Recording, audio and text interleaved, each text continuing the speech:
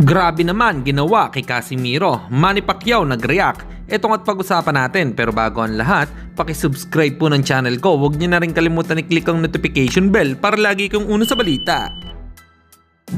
Pag-usapan nga po natin mga kaboxing, fight announcement po tayo. Former two-time interim bantamweight world champion Raymart the Assassin Caballo will square up against James Pagaling para sa 10 rounds fight sa darating na December 18 na gaganapin sa Bula Gymnasium, General Santos City, Philippines.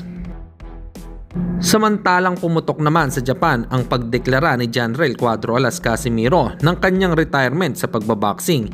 Kaso parang iba ata ang pagkakaintindi ng balita sa Japan dahil si Japanese Monster Naoya Inoue daw di umano ang naging dahilan kaya nagretiro ito sa pagbaboxing. Para sa inyo mga kaboxing, ano po ang opinion nyo rito? Comment lang kayo sa ibaba.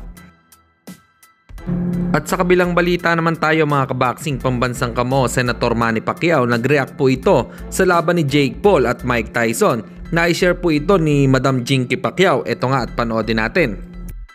Ay, si comment sa fight ni Tyson of Jake Paul.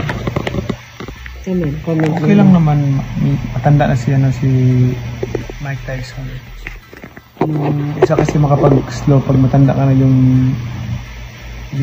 taba mo sa katawan, yung fat, yung mapag-slow sa tao. Tignan lang naman po dito. Pag matanda na, 58 na ba yan? and then hindi siya ensayado. Not enough yung time ng preparation mo. Okay, tignan lang naman dahil hangos na. Agad siya. Okay lang. Okay lang. Good fight for him. Kasi 8 rounds daw ano siya. Raos din. 4 minutes. Okay. Mike Tyson is Mike Tyson. Yes. He has done a lot of things in boxing history. So ikaw, kung isa He ka has a sa lot labanan of sa Jake, accomplishment in boxing.